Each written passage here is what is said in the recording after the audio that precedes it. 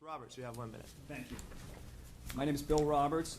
I am running for U.S. Congress, and I do so for the same reason I'm here today, which is that if I were not here to say what I'm saying today, no one would say it. I'm calling on the Detroit City Council to reject any cuts that endanger the lives of human beings, and instead to publicly call for and fight for the reinstatement of House Resolution 1489, the reinstatement of Glass-Steagall, which both congressmen from Detroit are co-sponsors of, to break up the too big to fail banks. That's right. The reason why I bring this up today is because it is clear that 75% of major cities enter into interest rate swaps. These interest rate swaps were rigged against cities at the highest level, at the LIBOR, the London interbank offered rate. Now, this is murder. This is not insider trading. This is murder. It has resulted in cuts to departments that have killed people. There were people at the highest level involved in this. I call upon the Detroit City Council to stand up and have the guts to tell the private bankers that they are going to jail. Thank you. Mr. President? Yes, ma'am. I just want to say that the last speaker is absolutely correct. And when AIG failed, Detroit's interest rates went up. We got hit by default. And then meanwhile, they still got bailed out. And the owners got bonuses after being bailed out by the federal government. But when they failed, they had agreed to stand behind our debt. And when they went down, our rates went up. So there's an absolute connection to that. And I appreciate him bringing that up. The debt should be renegotiated in Detroit. Thank you. Thank you. On July 24th, 2012, then candidate for Congress Bill Roberts delivered the foregoing warning to the City Council of Detroit that either Glass-Steagall be immediately reinstated and the criminals on Wall Street be sent to jail, or else the cuts that would result from attempting to honor the fraudulent and usurious obligations to these banks on Wall Street would cause the death en masse of the people of Detroit and the citizens of the United States generally. 1 year later, with Glass-Steagall still being blocked by Wall Street lackeys on the Financial Services Committee in Congress and elsewhere, this week, the city of Detroit has become the largest municipality in U.S. history to file for bankruptcy, Chapter 9. 4 months after the appointment of an unelected emergency financial manager, Kevin Orr, to restructure the debts and finances of the government of Detroit, a bankruptcy petition was filed on Thursday of last week, which would allow the city to default on billions of dollars of outstanding debt owed to pensioners and other municipal employees, many of whom have no other source of income to support themselves and their families. After failing to blackmail the city workers and retirees into accepting voluntary cuts to their pensions, the emergency financial management has now simply declared that these debts will not be paid. Such an action directly violates the Michigan State Constitution, which explicitly states that the accrued financial benefits of each pension plan and retirement system of the state and its political subdivisions shall be a contractual obligation thereof, which shall not be diminished or impaired thereby. Lawsuits have already been filed to block Kevin Orr's bankruptcy filing in federal court on the grounds that it violates the sanctity of these public pension contracts, with Michigan State Judge Rosemarie Aquilina ruling last Friday that such an action was unconstitutional and ordering Governor Snyder to withdraw the petition for bankruptcy. As a result, Snyder has appealed the ruling to a federal court in an attempt to circumvent the Constitution of the state of Michigan, and has even threatened to hold Judge Aquilina in contempt. Meanwhile, as Kevin Orr maneuvers to pay city pensioners merely pennies on the dollar, he has worked out a separate deal with the city's biggest creditors, Bank of America, Deutsche Bank, Union Bank of Scotland, and others, promising to pay them 75 to 80 cents on the dollar for interest rate swaps and other derivatives deals which Detroit had been lured into purchasing in a desperate attempt to raise revenue over recent years. These debtor-in-possession loan deals take precedence for repayment above all other creditors in bankruptcy proceedings. Such an agreement with the very banks responsible for Detroit's bankruptcy to sacrifice the unsecured creditors among the pensioners and city workers for the sake of fulfilling the city's obligations to the banks is the mirror image of the bail-in policy which the EU financial dictatorship forced down the throats of the people of Cyprus. What we now see in the case of Detroit is by no means an isolated case of bad financial management or necessary but temporary pain, as the Obama administration would claim, but is rather merely the precursor of what is already planned for the United States as a whole, were Glass-Steagall to be defeated. Truly a test case for genocide. I think what you've got with Detroit is not an honest policy of trying to fix the finances of the city of Detroit, but you've got a policy of genocide. And it's very clear cut, and that's why Detroit right now is a certain type of test case for what's going to happen to the American population.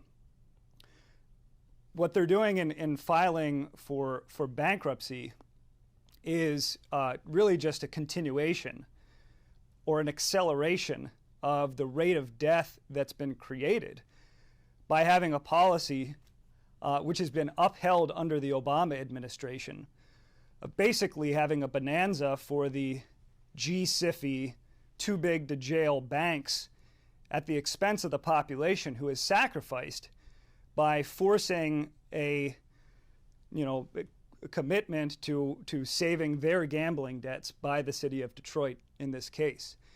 And a year ago, I warned the Detroit City Council that they have got to reject any policy that causes the loss of life of citizens. Of course, and that's what's been happening with the shutdown of police and fire stations. The city of Detroit now has a crime rate, on an order of magnitude higher than cities like New York, because so many police and fire stations have been shut down that the officers are operating on a rotation basis. You got 3 out of the 10 most violent neighborhoods in the country are in the city of Detroit. So you've just seen a collapse process take place. And this has come about because what happened was that the city of Detroit was sucked into a criminal scheme, a set of financial derivatives, essentially, that were set by the LIBOR or set by banks that had been involved in the criminal activity of rigging this LIBOR rate. And so they were bilked. They were bilked out of hundreds of millions of dollars. And when AIG, as the one city councilor pointed out to me a year ago, when AIG went under, they got bailed out. But the city of Detroit's rates, because of this default, went through the roof. And so it's just a very open and shut case where the policy of the Obama administration to have no criminal action taken against the criminals who have committed these crimes against the American people, under that Obama and Timothy Geithner administration policy, this is what has happened to Detroit. And so what happens now is going to be what happens to the American population. If Glass-Steagall is defeated, then you will have a sacrifice of the American population under a policy of fascism.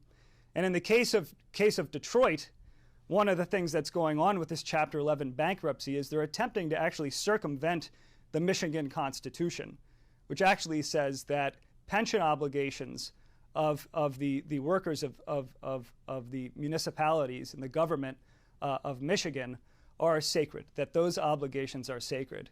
And so you have a policy of going around the Constitution, and it's really going around the U.S. Constitution as well, which is the larger point.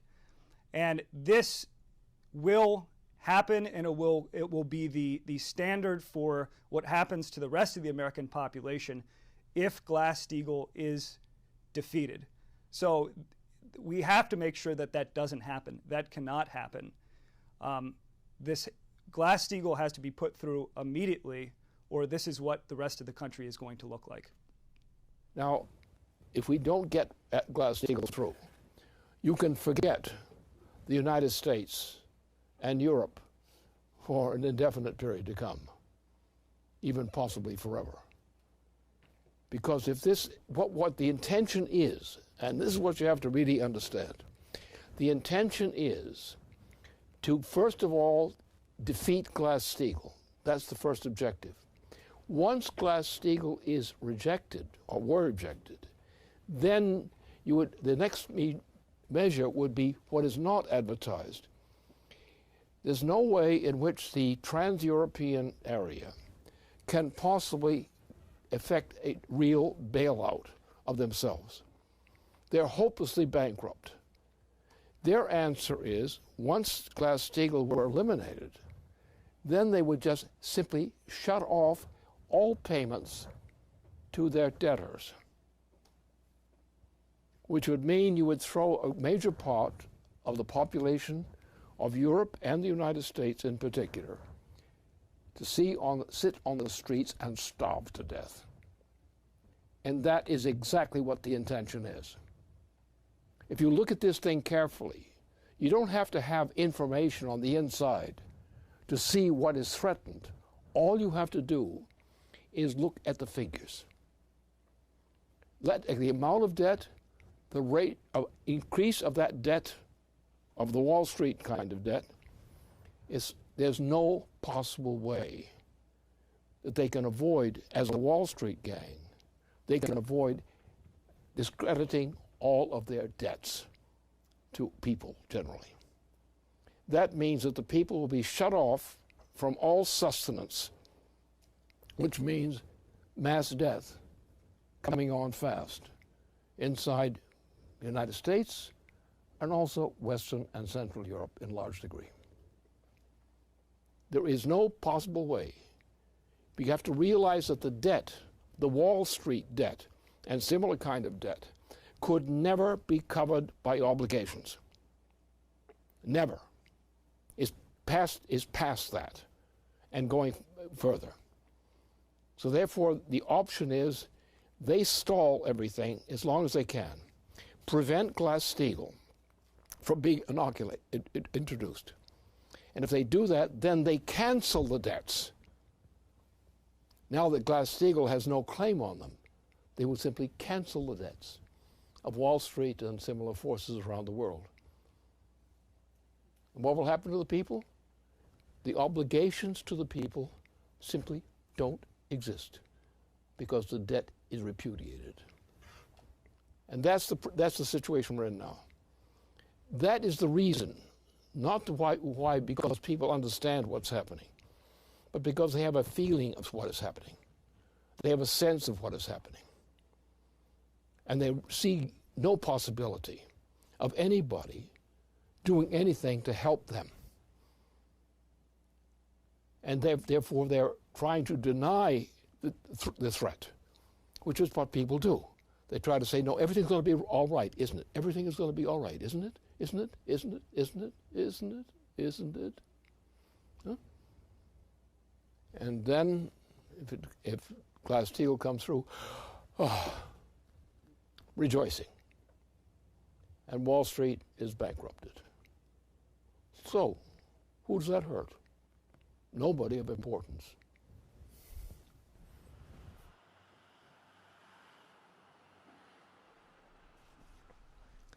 One week ago, Lyndon LaRouche escalated the fight for Glass-Steagall by bringing into Washington the full LaRouche Policy Committee, a 6-person leadership body comprised largely of former candidates for federal office from the major regions of the United States. In the course of holding over 40 meetings with congressional offices over the course of 3 days, the Policy Committee began to notice a pattern of behavior among offices that have as yet failed to co-sponsor the legislation to restore Glass-Steagall. Despite being presented with the dire conditions in their districts, only typified by the case of what we've seen in Detroit, and even though Glass-Steagall resolutions have been introduced by their state legislature or other significant elected local bodies of government, many among these congressional offices remained indifferent or even outrightly opposed to the challenge to support Glass-Steagall, and all seemed to mouth the exact same talking points, so-called, against the legislation. A preliminary correlation, now in the process of publication, reveals why. A significant proportion of those offices opposed to Glass-Steagall restoration are either receiving massive contributions from Wall Street, directly or indirectly, or the congressman or top staff member has passed through the revolving door between Wall Street and the federal government.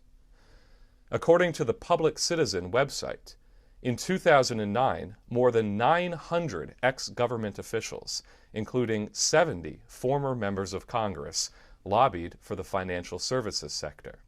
Today, that number is even greater. More than 940 federal employees are federal lobbyists, according to more recent data.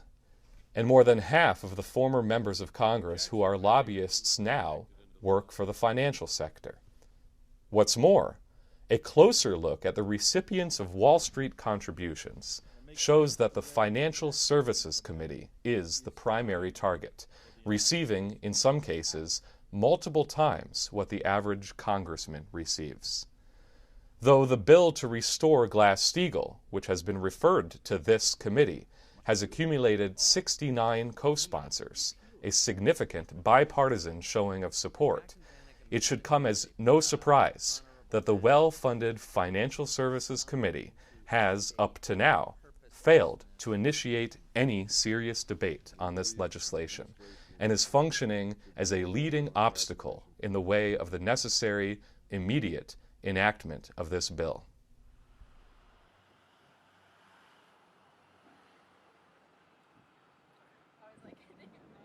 Hi, this is Rachel Brown reporting with the Policy Committee out here at Capitol Hill.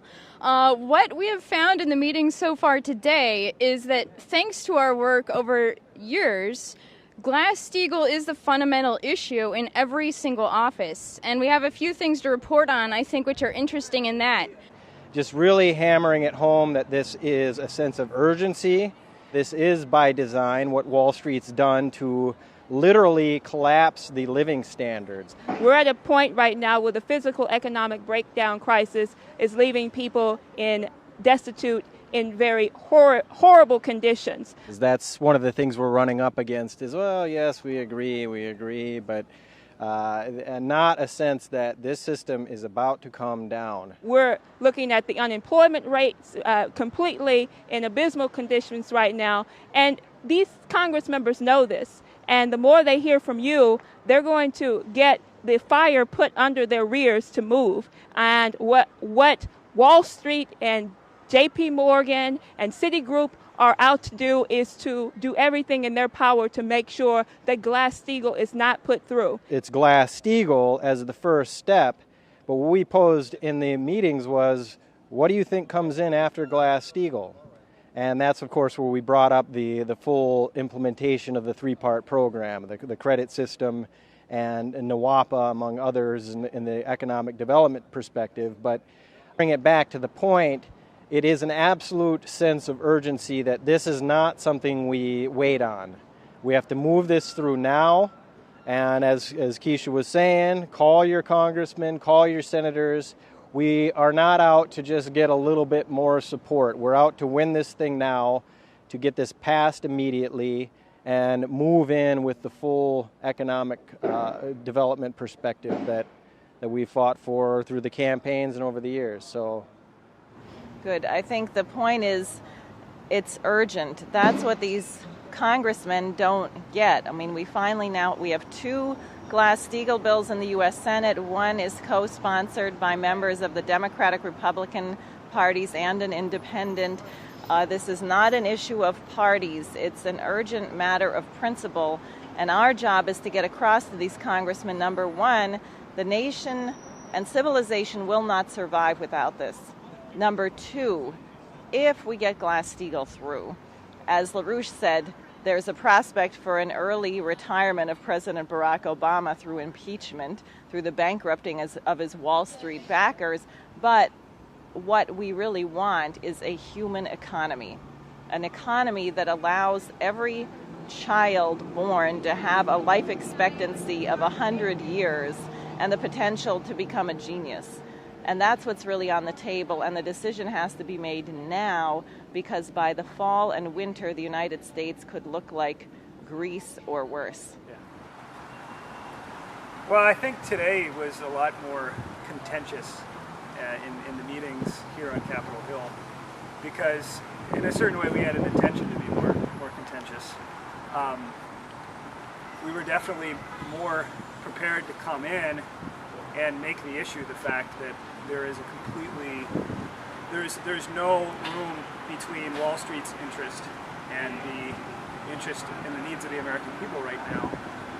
And to the degree that specifically members of the House Financial Services Committee are kissing the rear end of Wall Street, they have no right to be controlling what happens in the Congress. I think it's important for the listeners to know that as the fight is escalating for the passage of Glass-Steagall and the understanding of the urgency to ram this bill through, you can rest assured that the Wall Street interests, the banking lobby, J.P. Morgan Chase is not sitting back without escalating their fight as well. To put it explicitly, there are people, one office said that J.P. Morgan Chase had been there earlier this week. So just as they were in Delaware, they're in a full mobilization. And as we were discussing, you can't kill off 6 billion people. At a certain point, your policy is going to become out in the open and you have to fight for it, because once people decide that they don't want to be killed off, then you're going to become pretty heavy-handed. And that's what we're now seeing, which gives us an answer as to why, for example, we don't have more co-sponsors right now, because we should have a lot more given what's happening. And where you have a congressman who's inclined to sign on, they are surrounded by staff who are owned by Wall Street. We have a congressman who's owned by Wall Street. You have a bunch of staff who don't know anything. This is going to be a real war. That's what's clear. It's a real war. Yeah. So what we need right now is for the population to unleash on Congress. We have to actually really understand the power of our nation, our nation's constitution, that this banking oligarchy, J.P. Morgan, the financial interests, we have to strip them of their power. We have to let them know they don't run Congress, they don't run the nation, and anybody who's capitulating to them are going to be exposed and going to be thrown out. Anyone who's taking the money of this dirty money operation should be exposed and should be thrown out. So we're not waiting to see what the Financial Services Committee is going to say. We're actually making the point right now that the population is dying, the population is hurting, and what we have to do is now, what we've demonstrated, what we've actually exposed here is the need for a total sense of urgency in this fight. We have to beat these guys.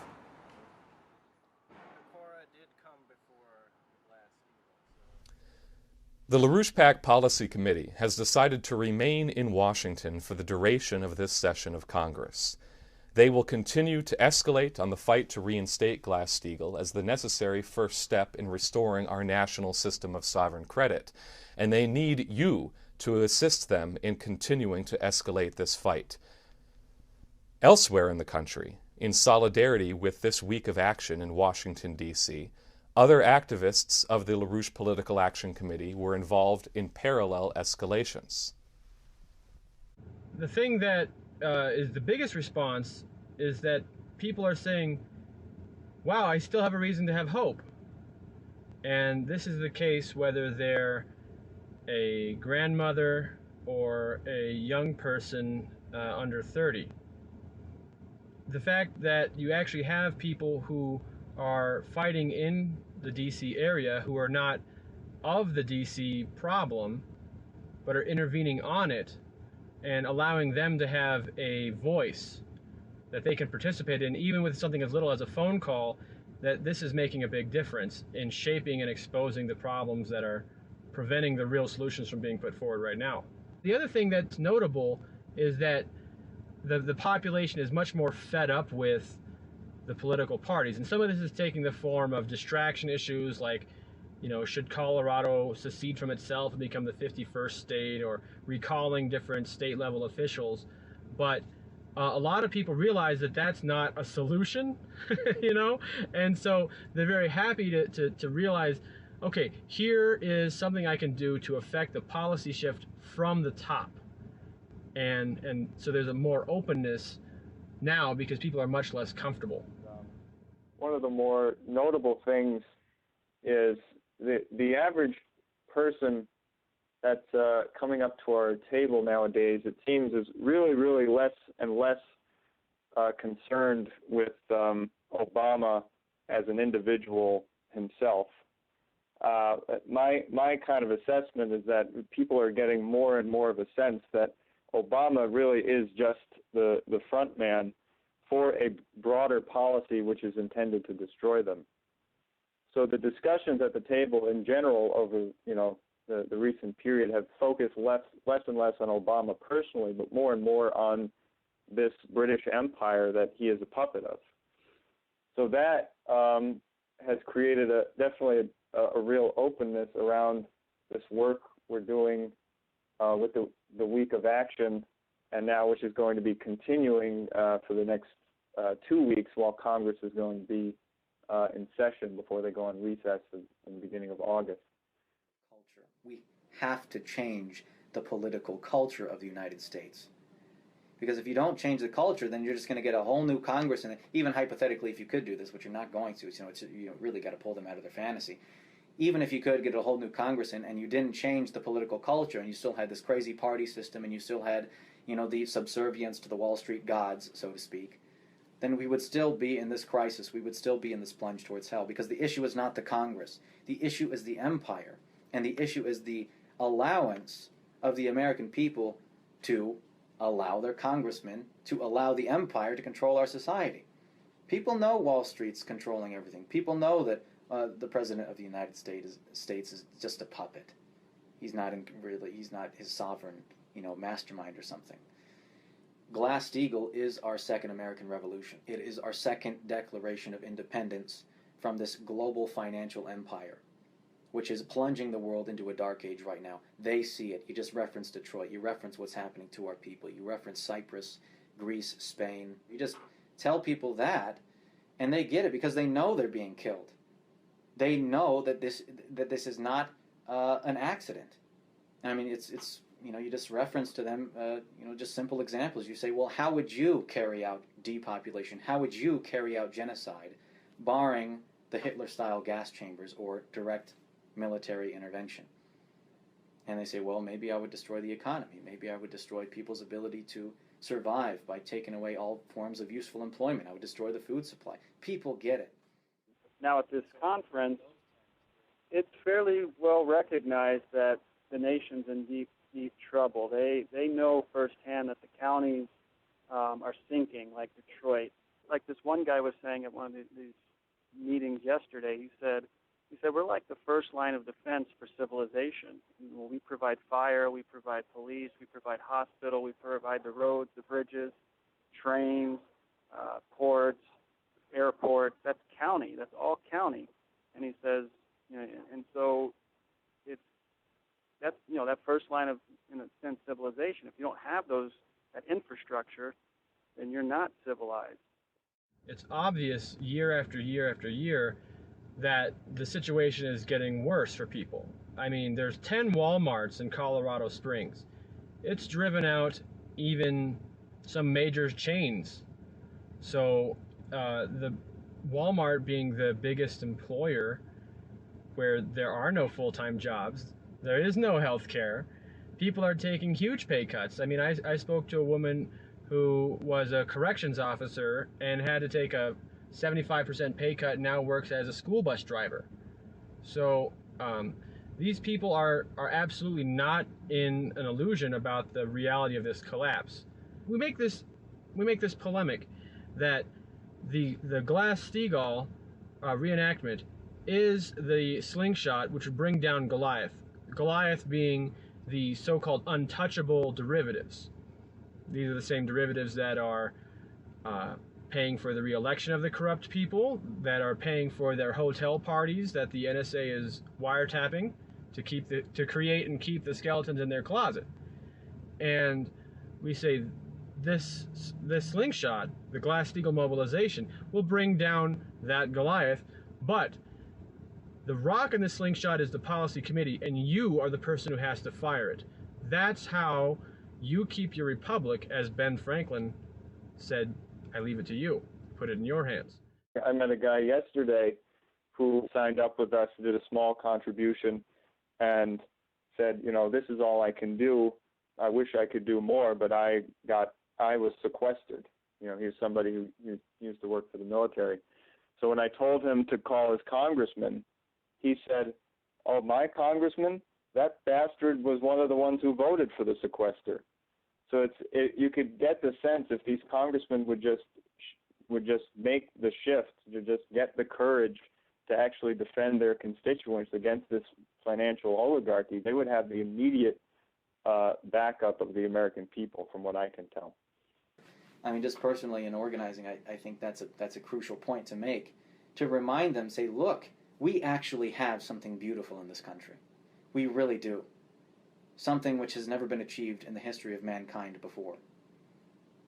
And so when you remind them of that, yes, I think that's a big role. And then you tell them that this is what we're reminding Congress of.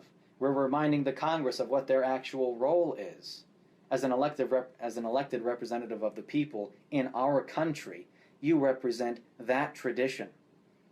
And as a representative of that tradition, you have to do whatever it takes to eliminate anything contrary to that, especially as contrary as the policies coming out of Obama and the pulse that really being dictated from Wall Street and London. Very interesting. What's happening right now in Detroit, we're organizing people that Detroit happened yesterday. Tomorrow it's Colorado Springs. Tomorrow it's some other town. It's your town. This is what's happening to you tomorrow. It shows the inadequacy of reactionary politics. Because you look at the people who were campaigning in Michigan in the last election. You had right-to-work Tea Party types who were against Obama, and then you had Obama saying, I'm saving the industrial sector. Now what happens? They disregard the elected officials in Detroit and install a technocratic government like the environmentalists are calling for, or is happening in Europe. And the conservatives are now on the same side as Obama in committing a crime against humanity to destroy the lives of the people who have worked all their life and are now losing their pensions. This really hits people in a real way. It's actually something that's much more powerful and much more comes home directly than any other like predicate of the situation, because it's the whole situation being encapsulated in this case study.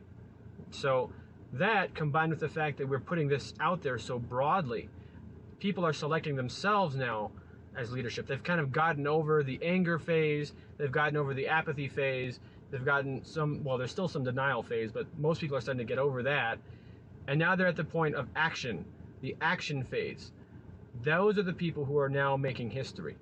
And they're selecting themselves to work with us because they see that if they don't, yeah, their Detroit is right around the corner.